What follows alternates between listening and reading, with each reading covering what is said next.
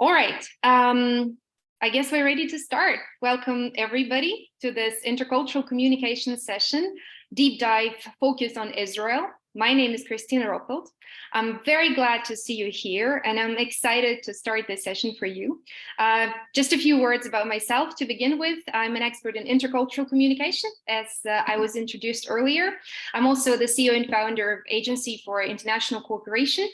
I do work with such organizations and institutions as a visiting speaker or a practical skills trainer for business schools, Kolkova, for Yandex, for Greenpeace, and other big international organizations. And for my clients who range from private individuals to team leaders and teams, I always provide some sort of communication and efficient collaboration services. So anything from helping you to pitch to an international investor, to assist you with the challenging negotiations with a new foreign partner, recruiting a team of international people inside your company, or in such cases for expeditions, for business missions. I sometimes do deep dives into the countries or cultures. It's hard to call this session a deep dive because we only have about 43 minutes left for getting to know a little bit about the culture in the country. We will focus more today on socio-economic and political context rather than specifically tips and cultural issues, but of course it will comprise a certain part of the session. So we'll be speaking about how not to be offensive, how not to be offended, how to better understand the principles of efficient communications with the Israelis. And I think before I kickstart and before I show you my pretty nice slides, I really like how we organize the slides and the presentation. I'd like to kindly welcome you to switch on your cameras, because I do believe that it provokes a better contact for all of us. I do hope that I'm visible, and I really wish that you can also switch on your cameras to be visible. Keep your mics off. Thank you very much. I appreciate it. Yay! This gives me a chance to see whether you are appalled, like, what is she talking about? Or maybe you're excited, like, come on, give us more on that. This is so exciting. Traditional Orthodox Jews, what do they do? Okay, so I can see you better. Also, a quick advice to switch off your beeping devices, smartwatches, anything that may disturb you during this session, notifications, push-up messages, anything. So please make sure that this is something that you reserve specifically for yourselves as this time. So deep dive into this amazing country and culture. So at this point of time, I will need your confirmation, maybe a short nod from you guys that you can see my screen. This is a beautiful introduction slide. Fantastic. That's really, really good.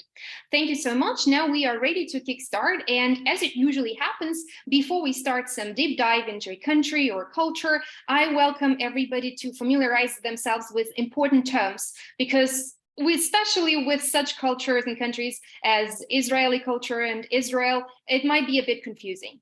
So we'll begin with an item of a Jew. So there is a principal difference between an ethnic Jew and a religious Jew. Even though the two words are absolutely similar, an ethnic Jew is a characterization of someone whose blood is Jewish. Usually this is a descendant of a Jewish mother. The same ethnic identification as, for example, an Italian person, a Uyghur person, a Tatar person, doesn't matter. This is an ethnic characteristic, and this is a Jew. They may be religious, maybe non-religious, maybe even Orthodox, doesn't really matter. Whilst a Jew in a religious sense is someone who follows Judaism. And unfortunately, in English language, the two items coincide, and my colleagues who specifically study Hebrew and know more about the language, they also specify that there is pretty much no difference between the two words specifying an ethnic group and a religious group. So one more thing that I want to clarify today, I'll be speaking a lot about Israeli people. Israeli people are the citizens of Israel, regardless of what religion they follow, or what ethnic group they belong to. The characteristic here is that they belong to this country and they hold this passport.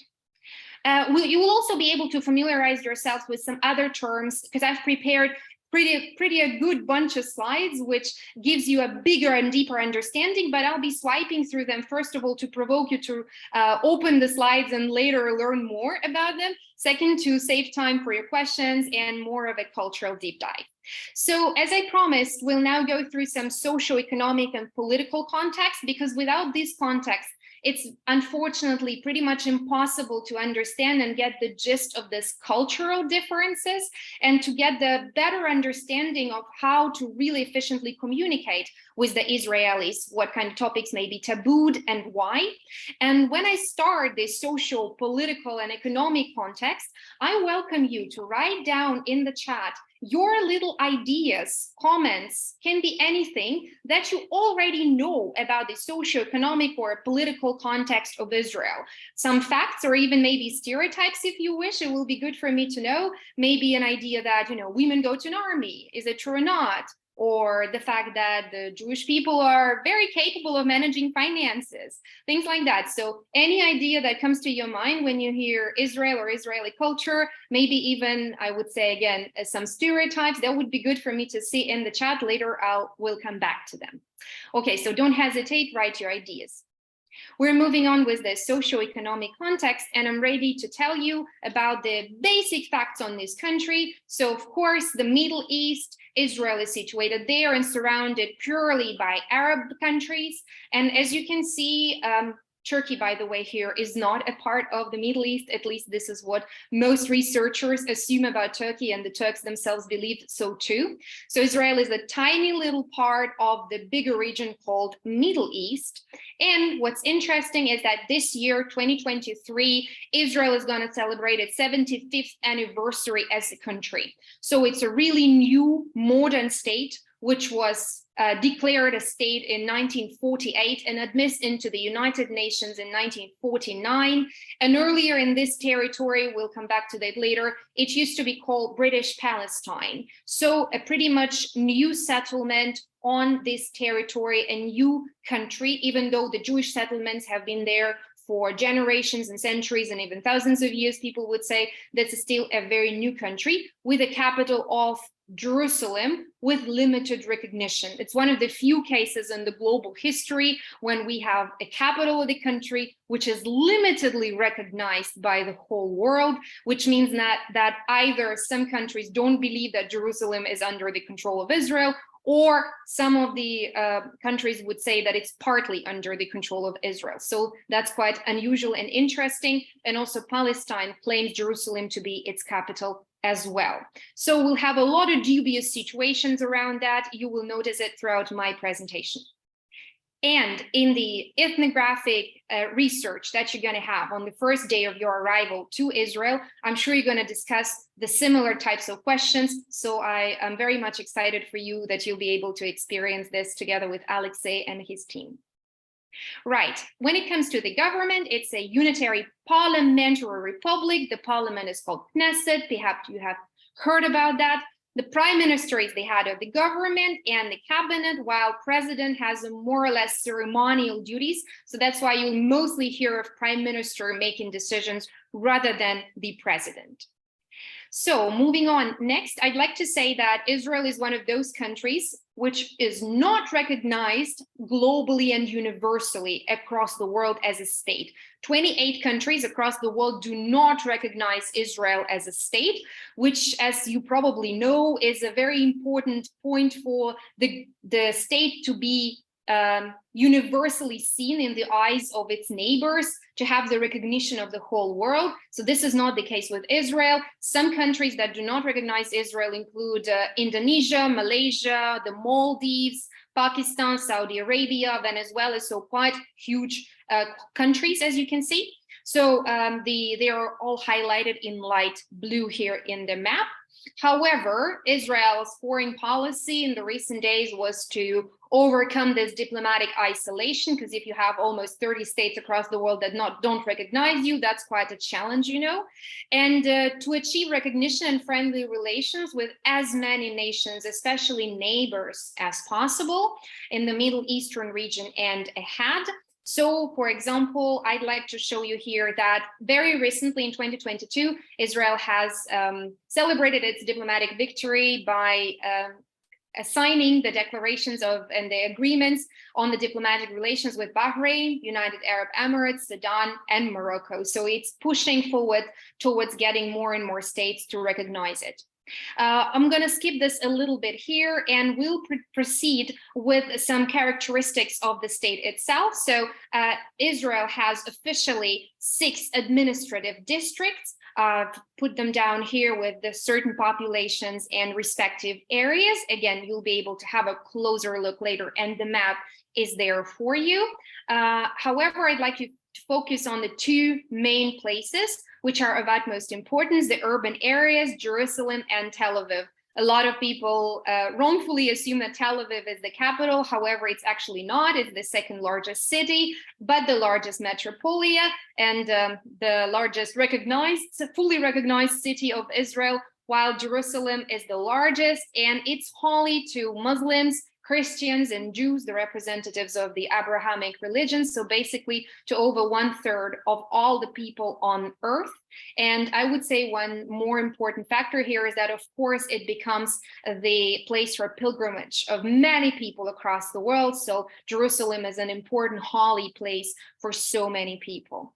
And just for your refreshment, I'd like to show you a tiny little illustration for the regions of Israel, just to create a beautiful picture, because you're going to attend just one place perhaps, but I want you to have a better picture of that. So give me a second. If it all works well, then I'm going to have a chance to show you in better quality. And here we go.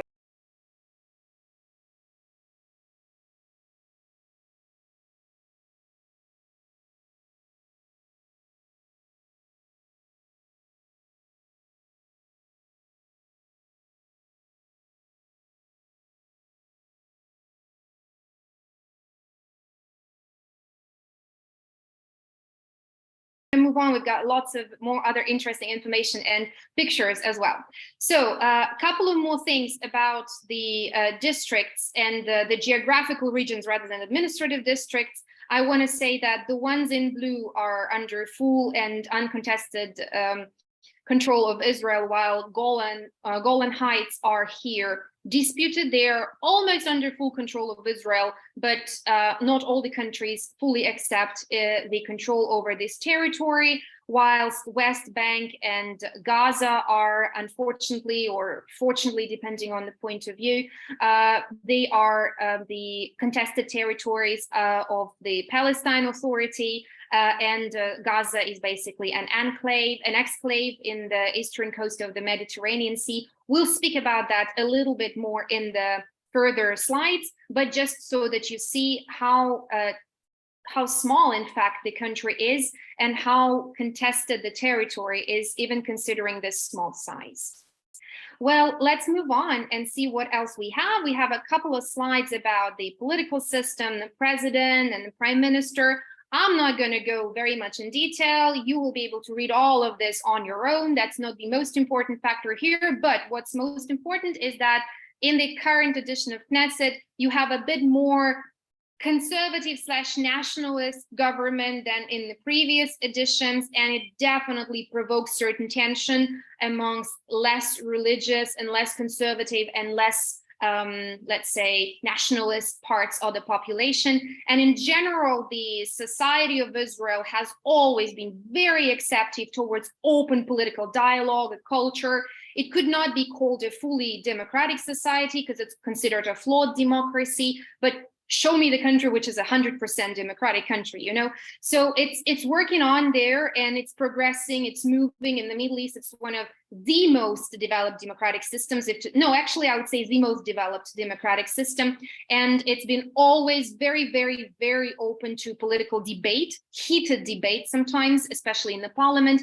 And people are very much open to criticizing each other very fiercely. And sometimes you'll see the politicians like really having fights, and this is an inherent part of their culture. And in the next edition, they are, surprise, surprise, together in the coalition. This is what happens when you have this, what you call freedom of speech. All right, we'll proceed with these slides and move to the people, which is probably the most important part. So 9.5 million of people live in Israel. Considerably little number, especially compared to neighboring states. But when it comes to the quality of human capital, we'll see how interesting and twisted the whole situation is. So first of all, let's have a quick look at the ethnic content. So we have 73.6% of Jewish, ethnic Jews, then Arabs consist about 20% of the population, whilst the others, which are non-Arabs and the members of the other ethnic groups, comprise about 5.3% of the population. But again, because all these reviews, and you can see all the links and all the references, the sources, they're all given here in every slide wherever I show statistics. They're all very, let's say, ambiguous, because an ethnic origin is something that you claim yourself. This is not something that you can, come with a DNA test, check your blood sample and say, you're a Jew. No, that doesn't work this way. So it's all quite figurative. Two important things I want to mention here. First of all, Israel's growing. And that is a phenomena here. So it's growing faster than it used to grow before. And 38% of its growth comes from migration, of course, which is very natural. About 90% of the whole Jewish population is about the migrants. We'll speak about that more when it comes to Aliyah. And Israel is, by the way, the only country in the world with the majority of the population identifying themselves as Jewish. And it was, of course, the idea of Zionists to create a Jewish nation state. 41% of the global Jewish population, they reside in Israel, whilst, as you can guess, and if mathematics doesn't lie to me, it must mean 59% of the Jewish population lives abroad, out of Israel. You might be interested, where are the other Jews live? Where do the other Jews live, right? So I would like to kindly make a super short intervention here. I unfortunately see only one answer to the previous question, which is so sad to me. Either you don't feel interested by my story, or you don't know where your keyboard is in Zoom. And I hope you don't know where your keyboard is in Zoom. So please let me know what you think. What countries are the countries of residence for the other Jews? What are the largest places where you have the Israeli diaspora across the world? This is actually very, very important for you guys, because you are going to the country which is a diasporic country, a culture which values the connections with its origins so much. That's why it's going to be practically very, very important for you to understand where the other diasporas live, how you can make contacts through Israel to the other parts of the world, how Israel can become a window for the other countries across the world. I see some people are texting me personal messages. I'm very flattered by that. I see one personal communication. I know that's fantastic, but maybe we can do it later after the session. So please don't hesitate texting a message to everybody. That will be very, very helpful. Okay, people are texting about USA, about Russia, about the UK, Russia again. Well, it sounds like you're quite knowledgeable. Very, very well. Thank you so much for your answers. I think we are now ready to proceed and show you the actual results. So as you can see, ta-da!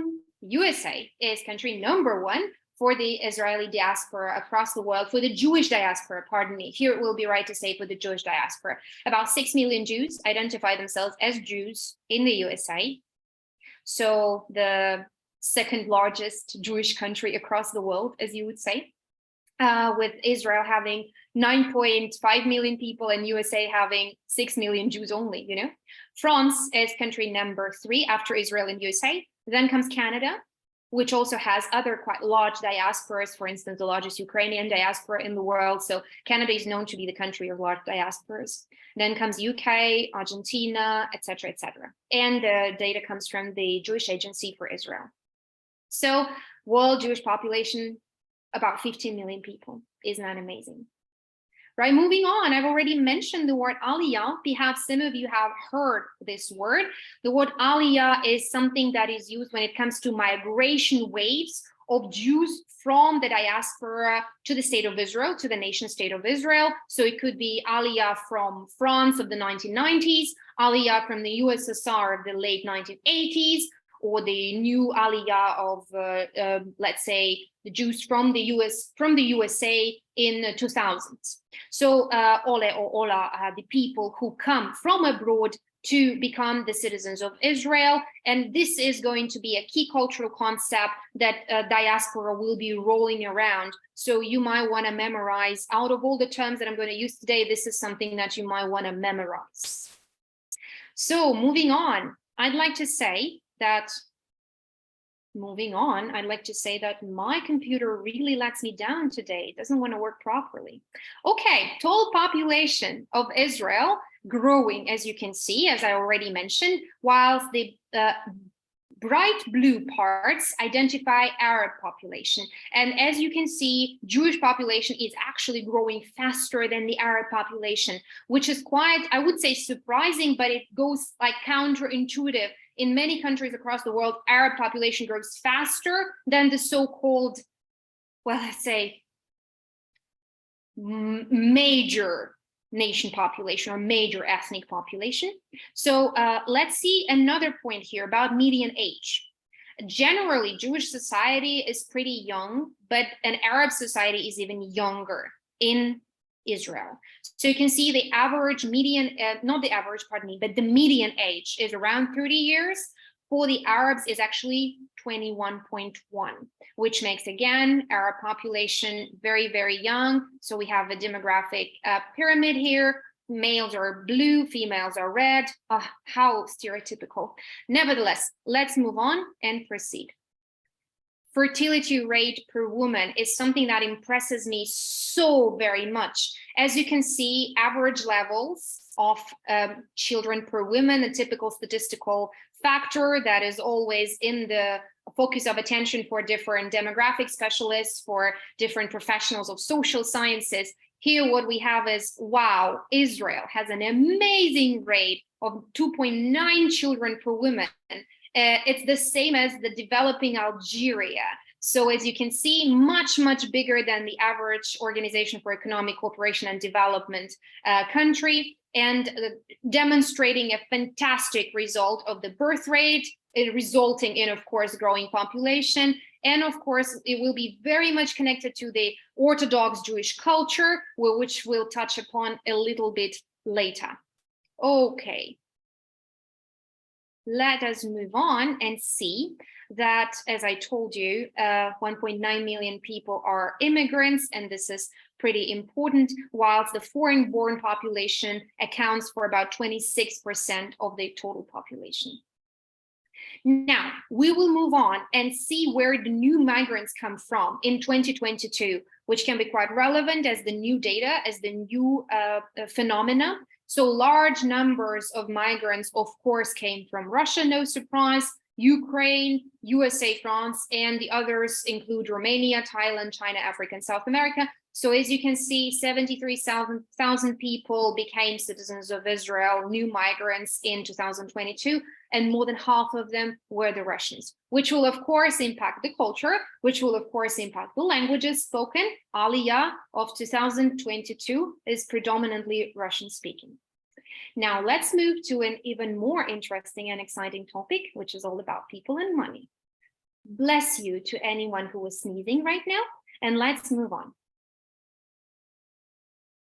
So I think it's not very, very exciting to be talking about GDP per capita, by the parity of purchasing capacity, et cetera, yada, yada, yada. This is not something that really needs my commenting, especially that I'm not an economic scientist. However, quite a low unemployment rate, I would say, and a GDP growth rate is fantastic. You will be able to see that later as well. The top 5 exporting countries which export to Israel, pardon me, I beg your pardon, let me clarify that again.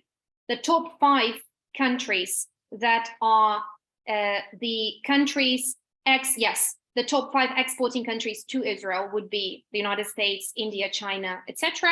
And the top 5 importing countries from Israel would be United States, China, and Turkey.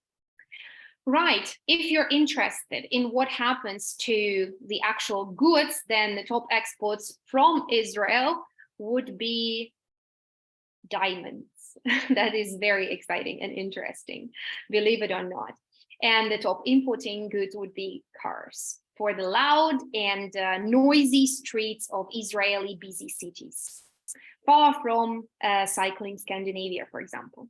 Right, a few words about shekel, why it's interesting for us as a cultural phenomena, because this is how old shekel looked, and maybe you will see that this is Hebrew, the language of Israel, the national official language of Israel, and this is, surprise, surprise, Arabic, because the Arabs make up a good chunk of the population. You will see that it's still preserved as language in the local currency, the new Israel shekel as well.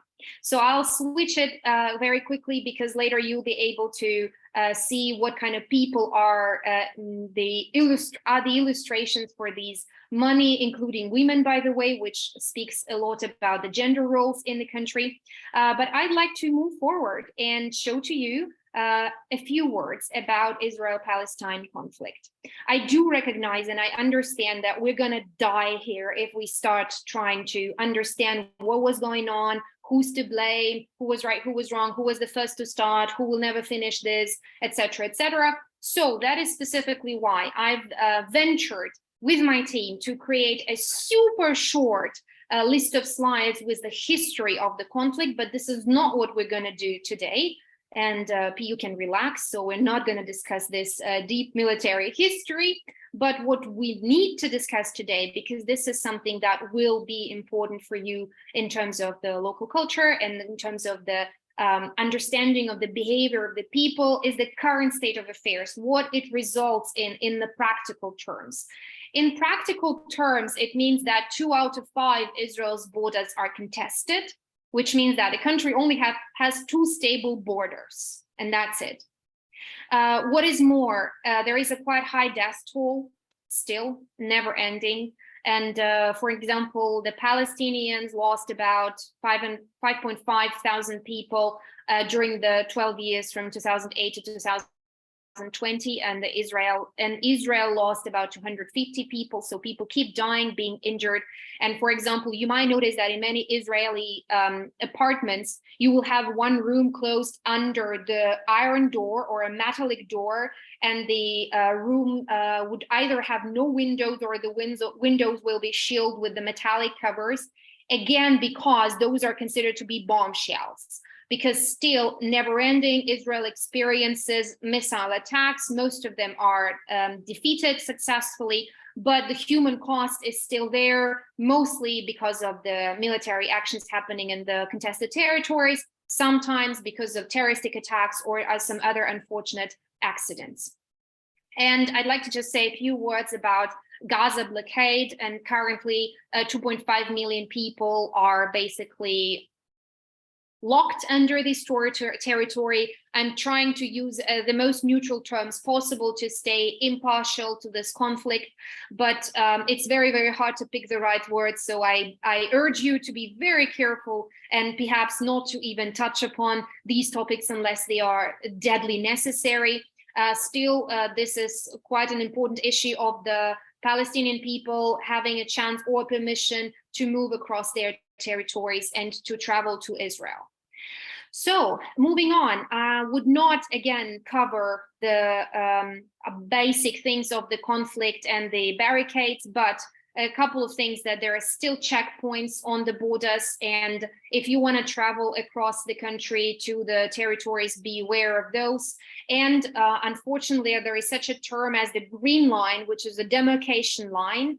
That is considered an official border of Israel according to the United Nations. However, de facto, it's not. And unfortunately, the Palestinians can't cross this border easily, and the Jewish population who traditionally lived in this territory can't have Israeli citizenship. So they are Jewish, but they are not Israeli.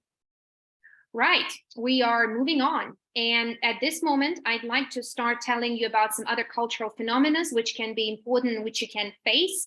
One of those is the phenomenon of Tzahal, or Israel Defense Forces.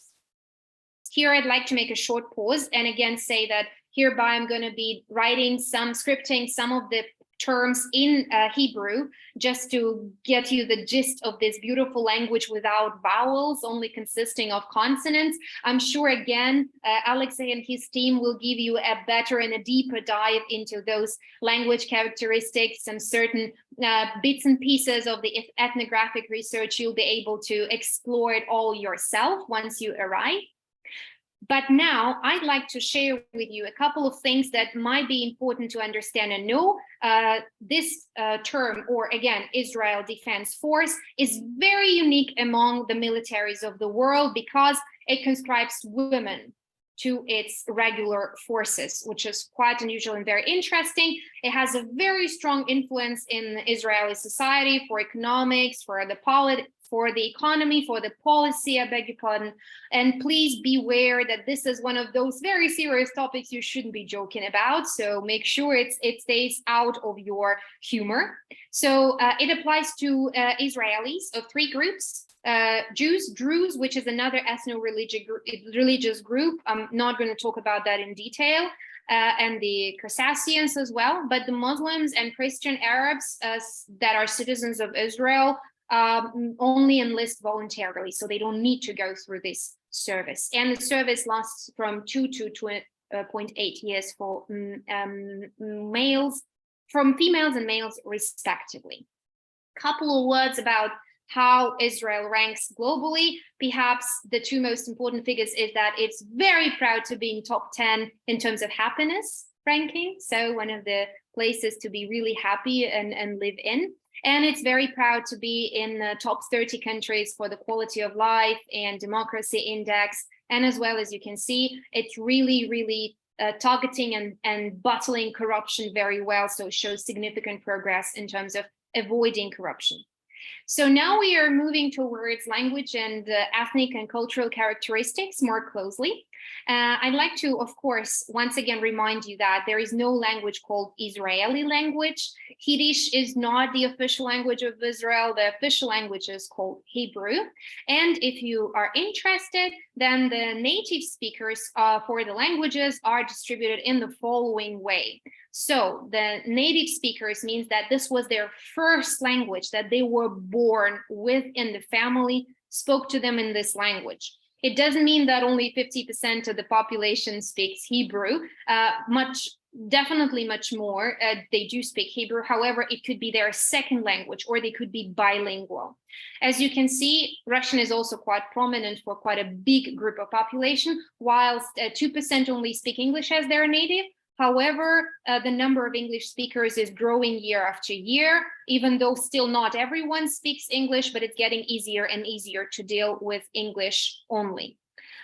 Still easier than even with Russian sometimes.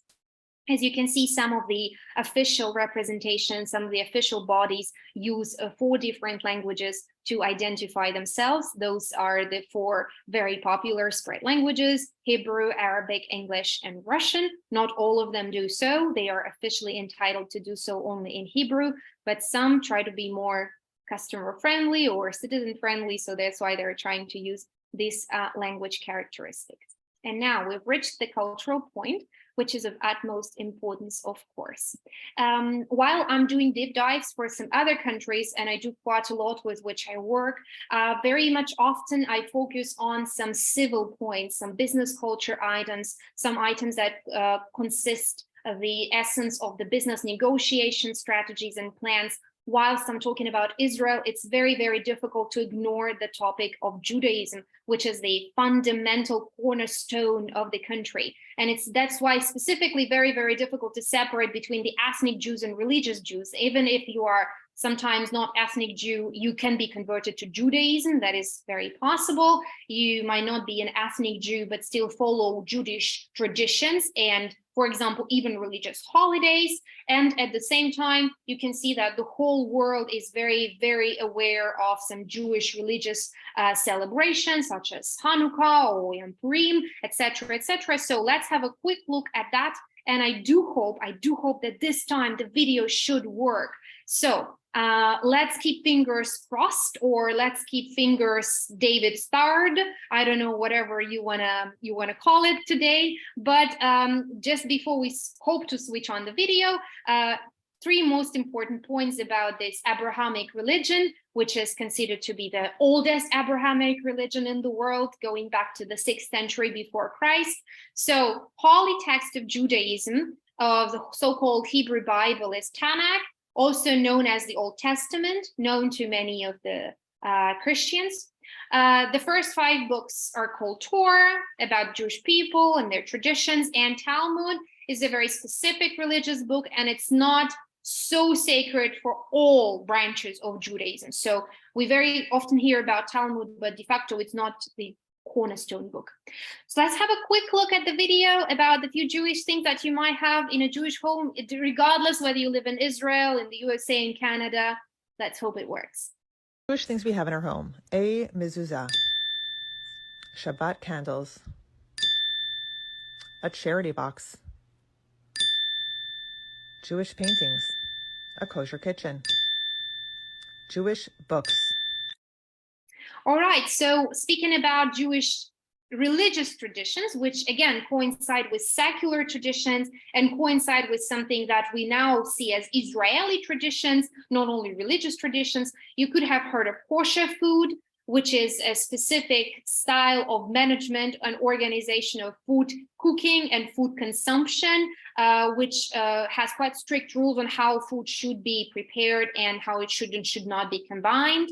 Then also you could have heard of other specific issues, such as, for example, Shabbat, which is very important for you to understand if you want to do business there, which is the day of the rest, when the Orthodox Jews do not work, do not drive, do not play musical instruments, basically do nothing but relax. Sometimes I do believe we all need such kind of digital detox and work detox. This is something that we could very easily learn from the Jews. So it lasts from Friday sunset to Saturday sunset.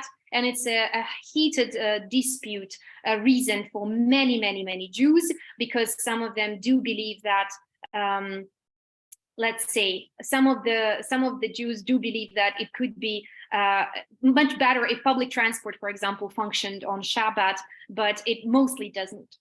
So a few other things such as menorah and David Star and the other items, I think you will be able to read yourselves while we are able to move forward and continue speaking about the different types of Judaism. Because you could have seen perhaps people with very different hairstyles and special hairdressing and special clothes, and you might think that, oh, these are just more religious Jews and the rest of the Jews are just less religious. That's why they're wearing tank tops and jeans.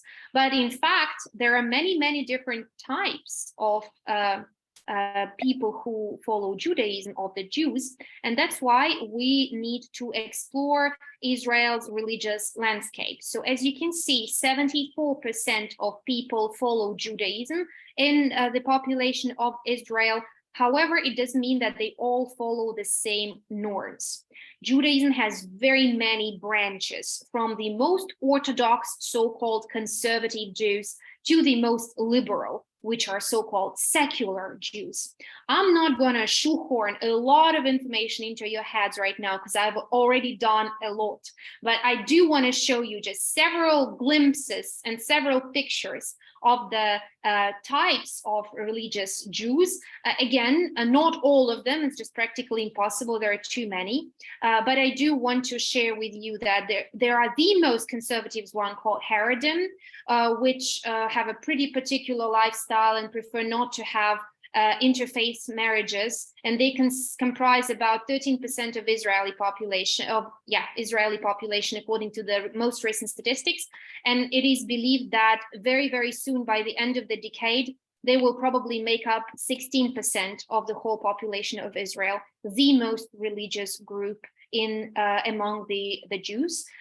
Mostly the men are known not to be working properly and expecting money to be paid to them for reading Torah and studying Torah.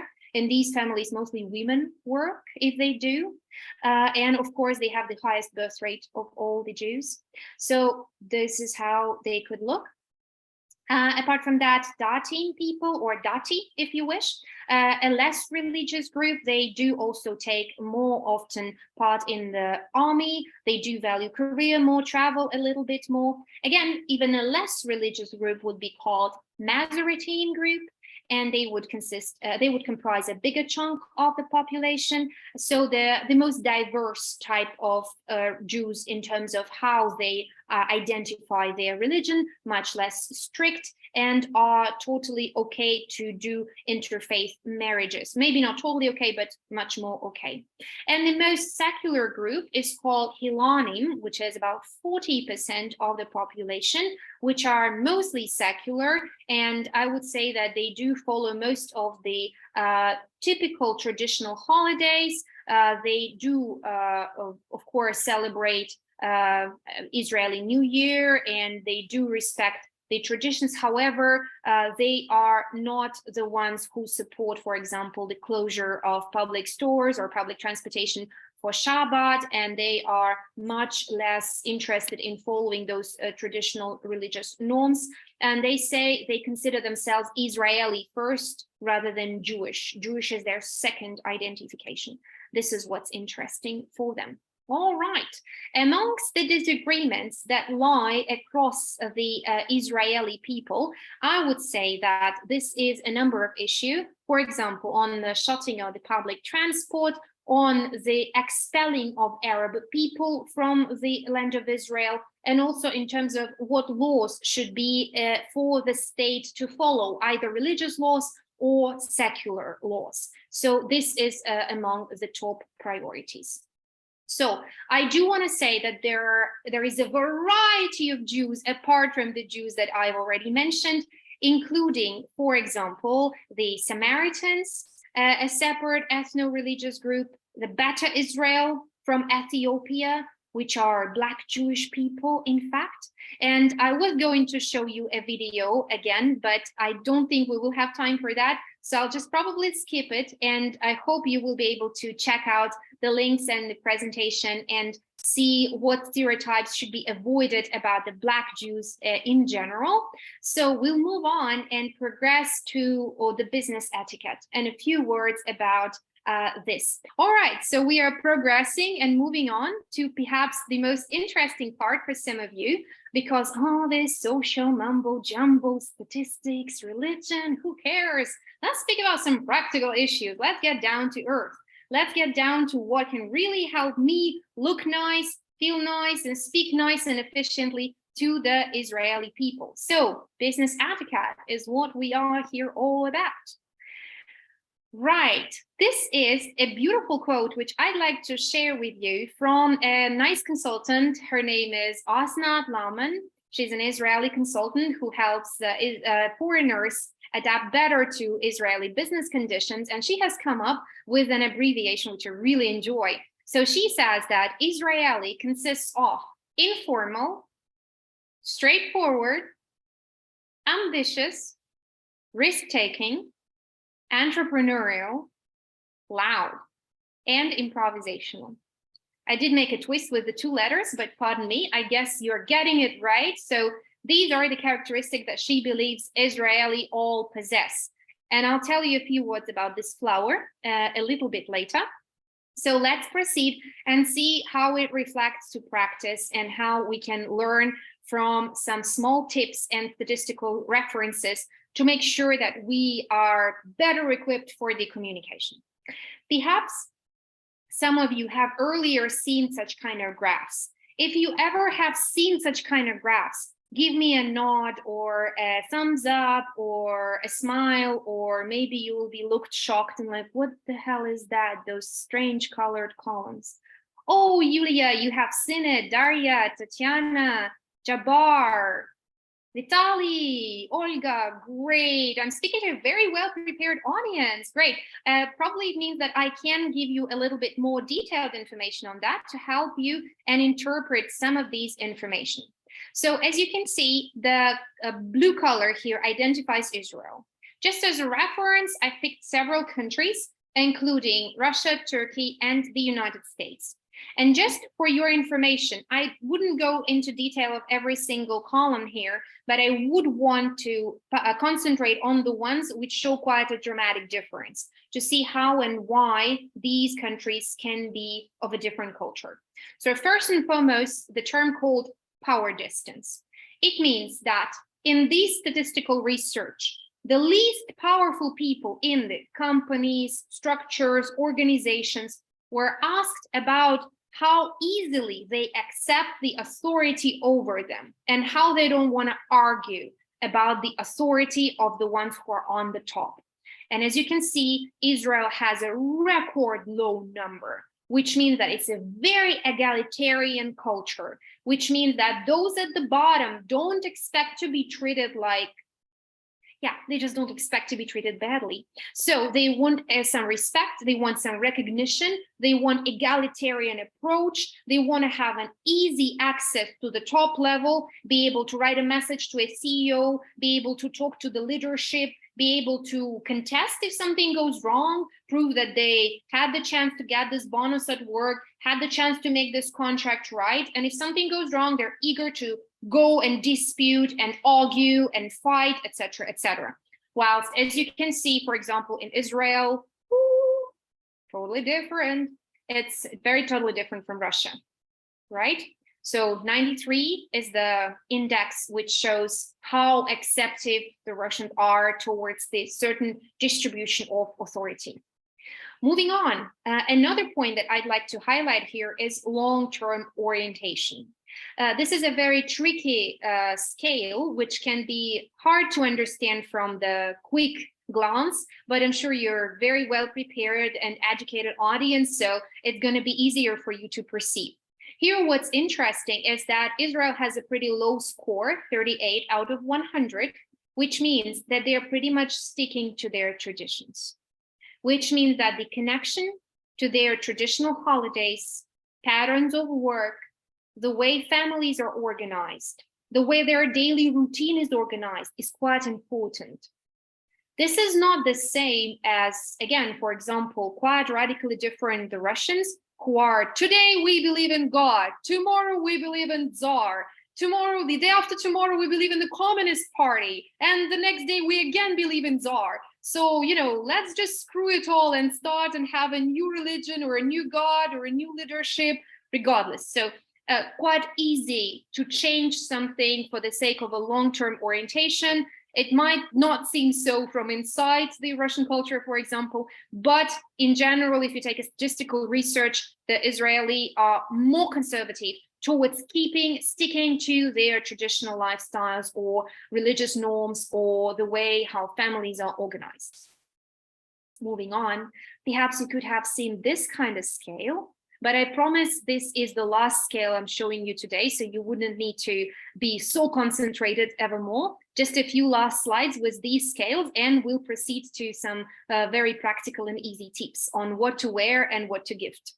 So here is again another interesting scale, which I believe could be helpful for you, taken from Erin Mayer's research, a Franco-American professor of INSEAD, who has been considering how different corporate cultures in different countries are organized around dimensions such as feedback giving, decision making, confrontation, time management, etc. And again, same story. I've taken several countries for you to compare, and red is Israel. So that's what is interesting for us here. Again, I'm not going to be taking and comparing all of them. This is going to be extremely long and perhaps a bit boring for some, but we're going to be discussing feedback. So the Israelis are known to be very direct for their feedback. So if something looks like shit, is done like shit, and perhaps doesn't satisfy the expectations, this should be called shit. And there is no way it would be said something like, oh, perhaps could have been improved a little bit, like the British colleagues would say, or like the American people would say in a sandwich manner. The design looks nice, content needs to be improved, but overall you've done a good job. No, That's not the way it will be organized in Israel. So if you want to convey some negative feedback, do convey your negative feedback. This is critically important. You can say Israel is on the very left side of this scale. So extremely direct with the negative feedback. So you will be able to understand. If somebody doesn't tell that your work is shit, then probably they've already appreciated what you've done. Pardon my French, but I do believe it's just much more illustrative. Also, egalitarian culture, as I told you, people wouldn't be coming on my back to their work, wearing a Louis Vuitton suit and Dolce & Gabbana shoes. They don't need all of that to be valued, to be appreciated by their team. So once you arrive to a meeting with the Israeli counterparts, perhaps there is no need to really worry that much about what brands you wear and what car you take. It's much more important that you bring a valid and a money-making idea to the table, I would say. So I'm going to be reading your comments quite shortly. I do see some messages pop up in the chat, or perhaps those are personal messages, but let me just finish this slide. So another thing that I want to focus on is the way people disagree. So in Israel, compared to many other countries, disagreement and confrontation is easily available. So as you probably have noticed in Japan or in China, if something goes wrong, people are very much afraid to lose face. They'll be like, oh, perhaps we just might want to avoid this conflict. We just maybe not going to see each other again. Let's take it easy. I'm not going to argue. Let's keep it as it is. Forget it. Whilst in Israel, if something is, again, causing tension, causing a commotion, you will see a conflict. And as it was said many times by a lot of people from different aliyahs, I've made, again, another research and interview set for this specific session. All of them have shared with me this specific comment that there are lots of conflicts on the streets of Israel, but they're not conflicts in their essence. So conflicts are made to resolve the disagreements. They're not made to humiliate people or offend them. Conflicts are necessary to find the right solution, to express the emotions. Conflicts are not avoided, and this is important, right? So moving on towards important terms and phrases that could be helpful for you once you are working with the Israelis. So first and foremost, sabra. I promised you this beautiful flower with the interesting berries. This is a thorny desert plant, which has thick skin and very much softer interior. And this is very often associated with the Israelis. Just like the coconut culture, it's a sabra culture. So very strict, direct, negative, confrontational on the outside, but soft and sweet and nice from the inside, and delicate sometimes as well. Osimheim is the phrase that is very often heard when somebody is asking, what are you doing now? And people might say, I'm just enjoying life. Yeah, or we make life. This is how it's translated. I very much like it. I also hope you like the pictures, at least the pictures, if not the videos. Then chutzpah, oops, pardon me.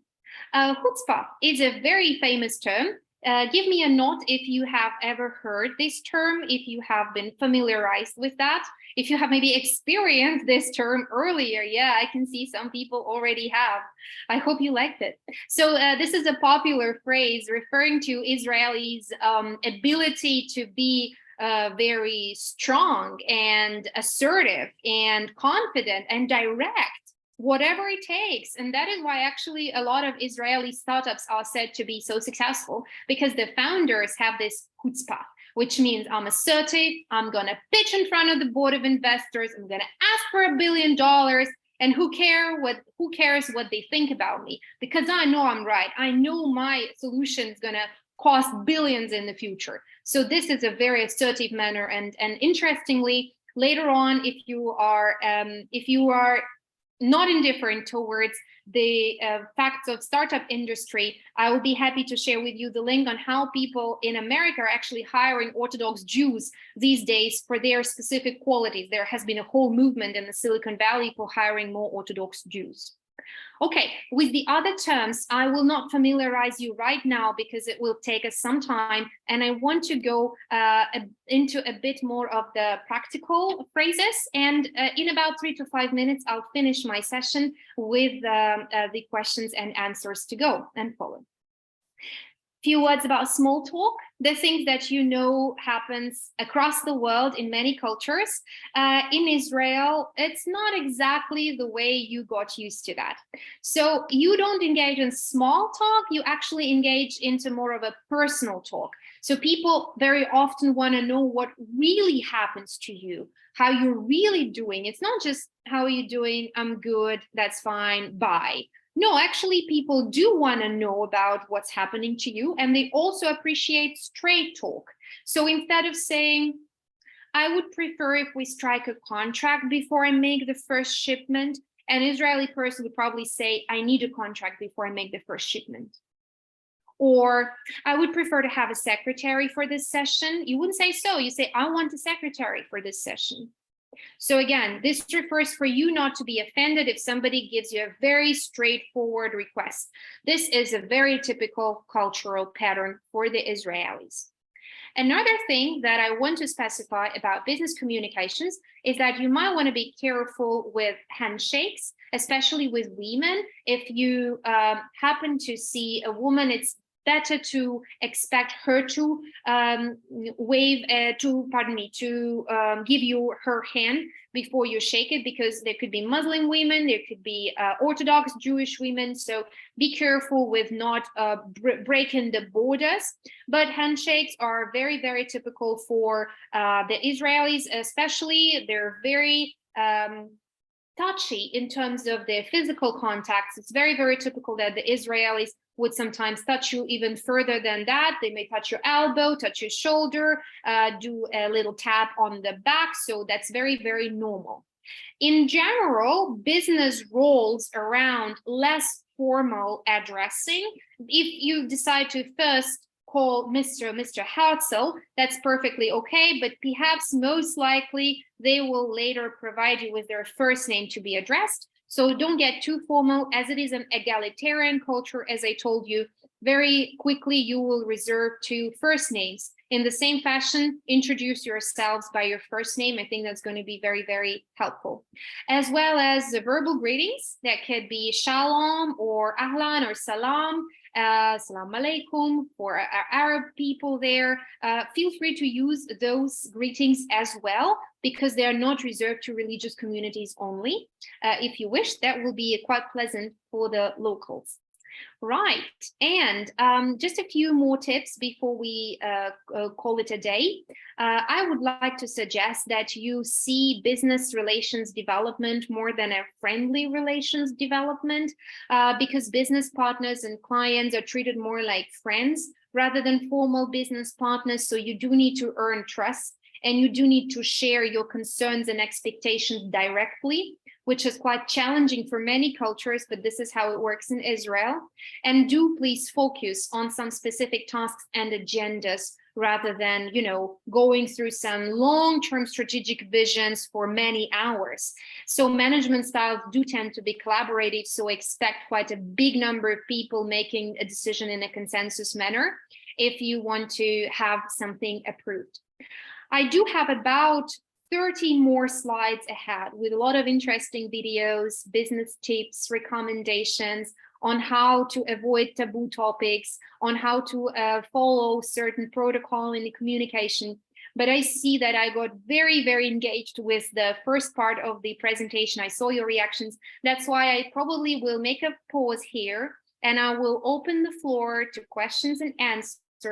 And if it happens so that you don't have too many questions, then I'll perhaps, hysteria has started, you see, then I will perhaps continue with a part of my presentation. But for now, I do wish to make a pause and ask you how you feel. You can say, enjoying my life, and you can say that you have some questions, and I'll be super happy to answer if you do. You can switch on your microphones or ask them in the chat. I see.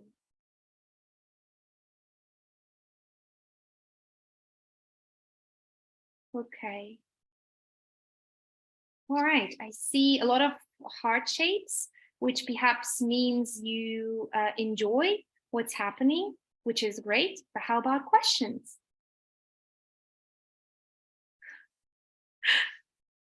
All right, Anastasia, do we moderate the questions and how? Do we poke people and provoke them, or do we just continue until the last person stays in the room? I can speak for hours.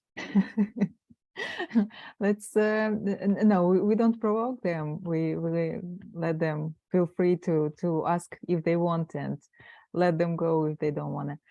So that's okay. We can continue. Oh, okay. Okay. How many more minutes do you give me before we yield the floor to Alexei? Actually, if people don't have any questions, we can proceed till the end. Maybe we can ask the guys to ask questions in chat, and if I see something, I can ask you to stop for a minute. And okay, is that okay? Yeah, absolutely. Okay, so we can proceed, and if I see any questions, I will ask you to stop for a minute.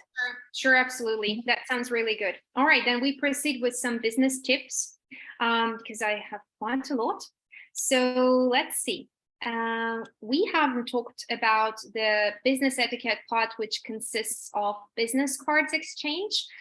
In many countries, we got used to exchanging QR codes. This is not always the case in Israel. Some people still appreciate paper-based business cards, so do have them ready in English preferably. It's quite common, so try to exchange them in the beginning of the meeting, and do prioritize personal meetings over email or Zoom communication, which can be quite a tricky thing for many people who don't live in Israel. It's quite challenging to maintain this, friendly relations with your clients or customers or providers in case you're out of the country. So you need to consider that when you develop your business relations. So let's see a couple of words about the communication manners. So Israelis tend to communicate in a very expressive manner, as I told you, and they often speak quite loudly or at a fast pace. So as I told you, sometimes you might see conflicts in the street, but that doesn't mean people are going to start beating up each other or, having a fight or something. It just means that they're expressively having an argument or a little bit of a conflict. Interruptions are actually very common during a conversation. So don't be offended if somebody interrupts you. This actually shows interest in the conversation. But be prepared with such phrases as, I'm sorry to interrupt you, but I want to know. I'm sorry to interrupt you. I need to clarify. So that's perfectly okay. Direct eye contact is something a lot of people ask about. Should I look them directly in the eyes? Yes, you should. This reflects the sense of interest and, again, respect towards a person. And the Israelis usually stand quite close to each other. And as I told you, sometimes might be even a bit of a touchy. So tapping their counterpart while they're speaking and contacting, even men touching each other, that's quite okay, showing, affection towards each other. There is an interesting term in business networking called protexia, which refers to the ideas of knowing someone who can connect you to the right people. But as you can see, it doesn't really turn into corruption, according to the trend of the decreasing corruption levels in the country. So protexia is about introducing somebody to somebody, but not winning a tender for them, And you might want to expect the first offer to be quite unreasonable because Israel is known to be the culture of bargaining. For those who are not familiar with the cultures of bargaining, for those people who are not very familiar with this concept, with this notion, I'd like to say that bargaining is all about setting price A and then beating it down to price B and then maybe going down to price C and then returning to price B. It's a whole art. And if you're interested, you may, research, explore some tips on how to bargain successfully, but do expect that the first proposal might be quite unreasonable and it might request some time to go through it, to speak it out, maybe have a conflict at some point, and then come up to a certain conclusion to end up with an acceptable price range. So I think at this time, I will need any of my colleagues to help me with sharing screen and demonstrating those fantastic videos, because without them, the whole story becomes a bit sad. So if we could please see Daria's screen, that would be really great. If Daria has access to screen sharing, that would be fantastic. Yeah, let's have a look. Thank you so much, Daria, you're a lifesaver.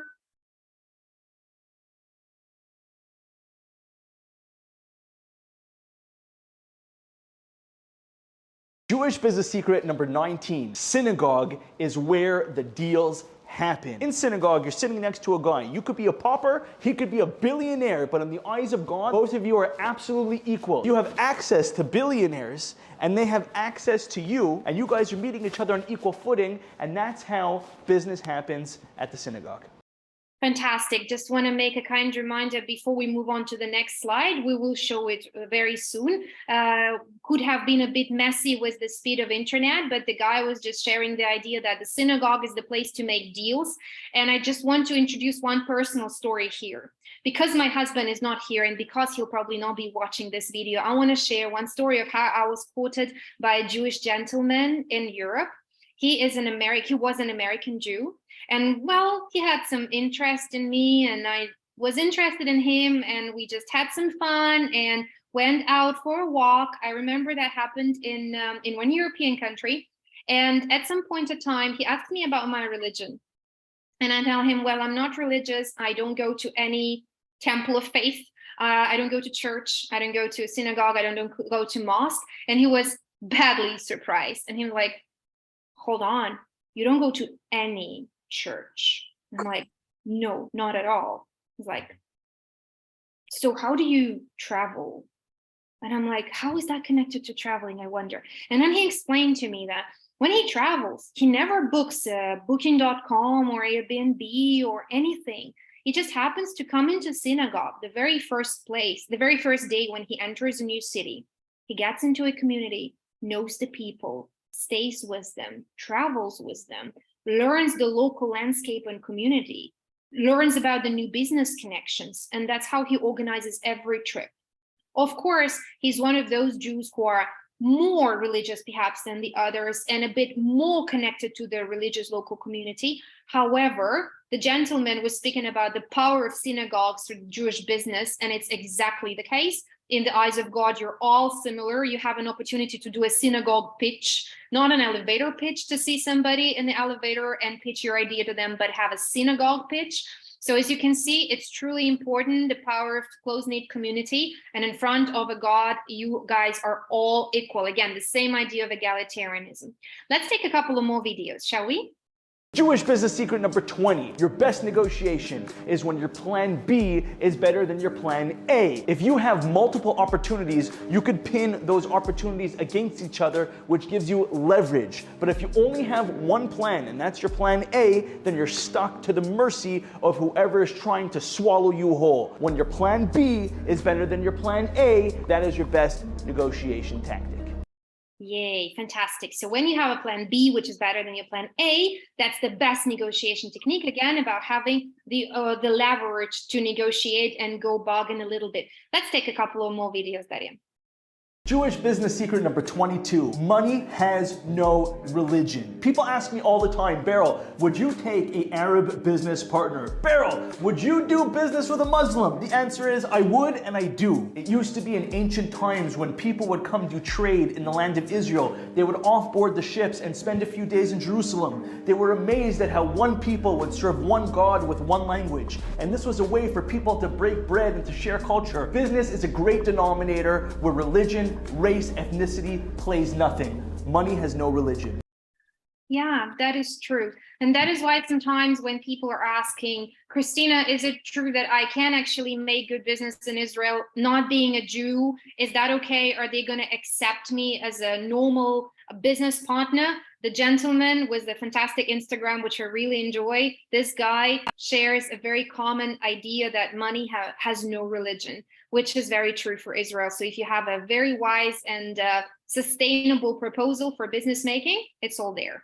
And let's take one last here.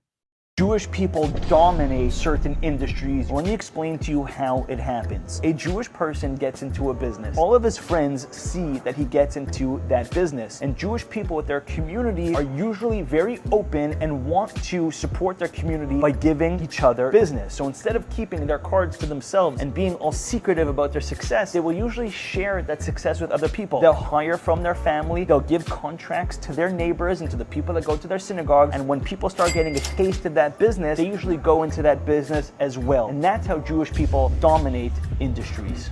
Exactly. That's how it happens, that in certain parts of the world, and even in certain parts of even in certain continents, Jewish people do dominate certain types of businesses, including financial dealing, including some sorts of trade, some special types of services. It happens that one Jewish person does definitely attract another successful Jewish person who wants to follow the steps and make a good profit. All right, I think we're really, really good there. And at this point of time, I've noticed just a couple of questions in the chat. One was about the tipping culture, and I'm glad that it happened to pop up, because I do see that it happens quite often that people ask about this tipping. Tipping in Israel is quite generous, I would say, even above 10%. So about 12-15% is a normal tipping experience. And when it comes to cash is also pretty much appreciated. So it's recommended and advisory to keep a certain amount of cash when you travel, and especially for tipping. So, right, I do believe that we probably should have some mercy on the listeners and make a pause and leave the rest for their individual consideration in our presentation. Just probably will share with you that I do have quite a number of ideas on taboos that should not be discussed during any conversation with an Israeli person. Also, I do have several points of touch about what is women's rights in Israel and what is important for women to consider when you travel and do business in Israel. And perhaps a couple of ideas as well on the dress code. But those are quite understandable through my slides, so I believe you'll be doing it on your own. So, Nikolai, I see your raised hand, which I assume means you have a question. Exactly. Thank you for interesting presentation. Sorry for not turning on camera, which I'm not in a position to do at the moment. I have a question on talking to a question which many people have when they consider traveling to Israel, of communicating to a custom officer, passport officer, while entering or leaving the country. Maybe a question like, do you condemn like Palestine terrorist attacks or something like this? What we should be prepared for? Thank you.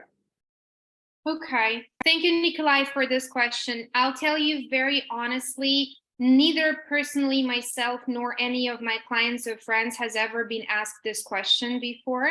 It could be that it's quite a specific case, even though I assume that it's very possible because it's a heavily charged question and people do worry, the government, central government does worry about this issue quite a lot.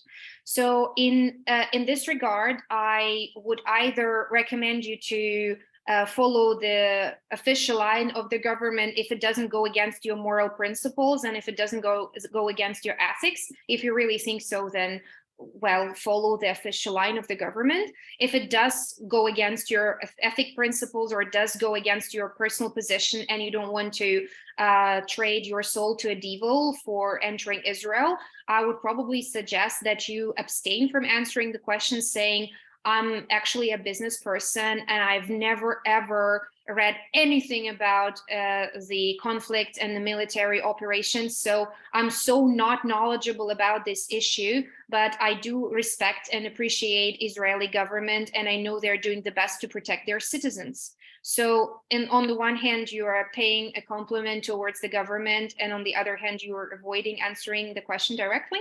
So I will be glad to make another extra research for you, Nikolai, on that regard. But again, because none of my clients, neither myself, have ever experienced this before, I will not guarantee 100% that I give you a full answer, a comprehensive answer. However, perhaps Alexei or Anastasia have another opinion on that. Oh, thank you. It wasn't that I'm afraid of this particular question. Just to understand that, as far as I'm concerned, the questions asked at that moment sometimes maybe of a pretty abstract nature. And the other feature, which is pretty unique for this country, is that while you are leaving the country, you may be more interrogated than while entering. Is this correct? Yes, this I have heard of, and this is the question that I have come across with, indeed. And in fact, it's not a unique feature of Israel. Sometimes I also have come across other countries where you're being interrogated much more at the exit rather than at the entrance. The general policy is as follows. First of all, do not avoid any visual contact with a border officer, and do not start, let's say, being confused and annoyed and lost at these questions. So the worst kind of behavior would be if you start taking your eyes away and searching for an answer in the ceiling, thinking for a long time. This is definitely provoking a lot of tension for a border officer. Second is answer as much as is within your capacity of knowledge. So if you know nothing about a certain military situation, then say, I'm very sorry, I've got no idea about what was happening. I have personally never experienced that, etc., etc. So being truthful and honest in this regard is very, very clear.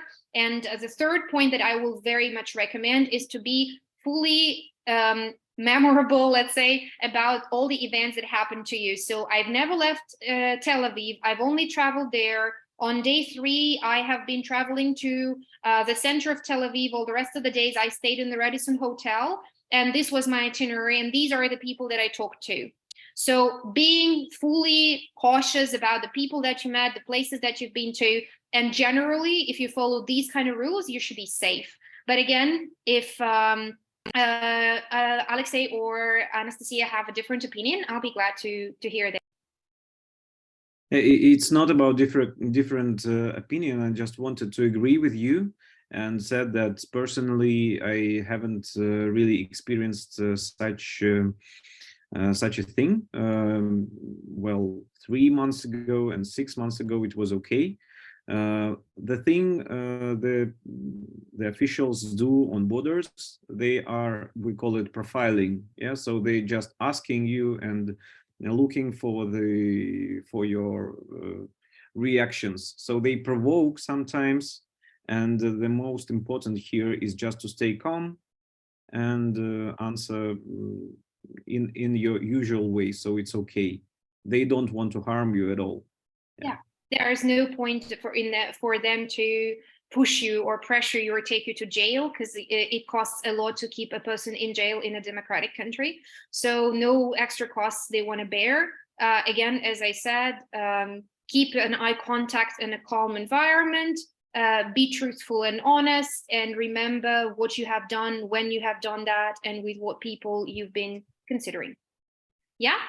I just wanted to add that it's better not to joke on it. So the worst thing that you can do is to joke on. Just stay calm, just clear, answer the questions, and don't joke, please. Just answer the questions and be calm. I also want to tell about my experience. It was 2 times last few weeks, and all the time that was like the officer. He showed like everything that I'm talking about. That's the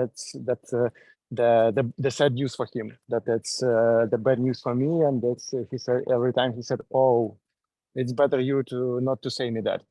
And every time he tries to do like this, and that was 2 times when I crossed the border.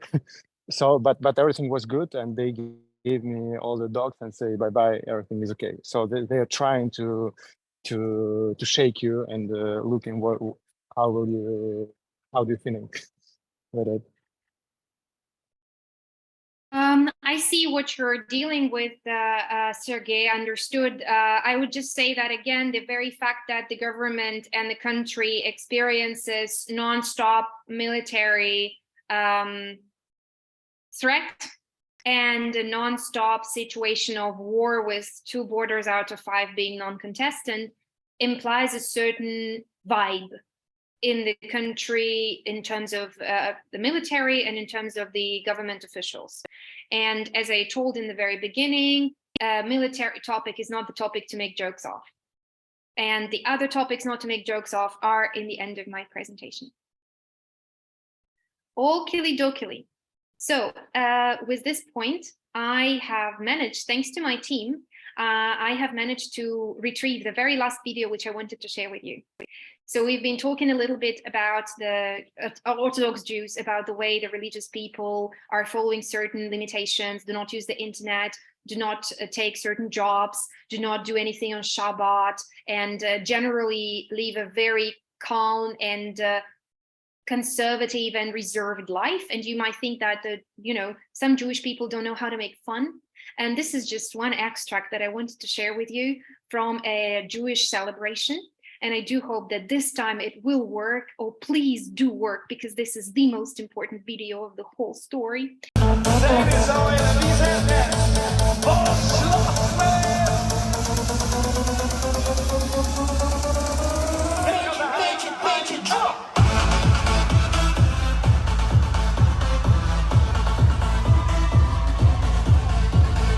All right, at this point of time, I should say that I would really, really enjoy to hear one last thought of yours for today, which you believe was the most important learning that you've got. You can share this idea in the chat. You can share this idea verbally if you can switch on your microphone. So in just a few words, what was the most important thing that you've learned today? Don't tell me it was the tipping information. I hope it was something more than that. Please share one thought that you feel was the most important learning for you. It will be really helpful for me to know what you found useful and valuable. Alexei, what was that for you? Alexei, me? You mean me? Yeah, Alexei, you? I am Alexei. So I just wanted to write it, but yeah, the graphics, of course. The graphics. Actually, I made 2 photos of these graphics. Very important for me. No joking. I'm very serious as I am in the Israeli border control. So I should tell you that you shouldn't take pictures or screenshots, because I'll be gladly sharing the whole presentation with you. And of course, you'll be able to enjoy all the rest of the videos, which we didn't see. So yeah, feel free to exploit them later on and use the references to the official sources of this statistic. Thank you. And I see some straight talk instead of small talk was helpful. Good. I'm glad to hear that. Anything else, or everybody else is already sleeping or packing their bags for Israel? It's too early to pack bags. Changing cash. Changing cash. Yeah. Exchanging, yeah. Anything else that you have found useful? Oh no, people are silent. I hope they forgot where the keyboard is. All right. I saw Nikolai earlier pointed out that this was very helpful for him for the clarifications. Okay. Anything else? Well, if you're still typing, please continue typing, and many useful tips. The presentation was very good. Oh, thank you, Anna. I appreciate that. Okay, if you still have one idea that was specifically good, feel free to write it down. So, as it usually happens, as a courtesy and as a last gesture of delicate openness, I would say that I'm very glad if you stay in touch with me on whatever issues that refer to intercultural communication, and feel free to utilize any of these sources, my LinkedIn, my website, all other ways to contact me. And I do hope that this was indeed helpful and will establish a peaceful and efficient communication for you and your counterparts in Israel. And I do also hope that those people who want to read me in English will be able to do so and continue our communication through LinkedIn. So here comes the QR code. If you feel like scanning it right now, it's very, very doable. And I keep writing about intercultural communication issues, my own research, my own explorations, my personal cases as well there, as well as my traveling experience. I've worked and traveled across 62 countries, and I'm still looking for more. And those who do read in Russian, also another option for you is a Telegram channel, which is exclusively interesting, I would say, on intercultural communication issues and speaking to the foreigners in many different ways.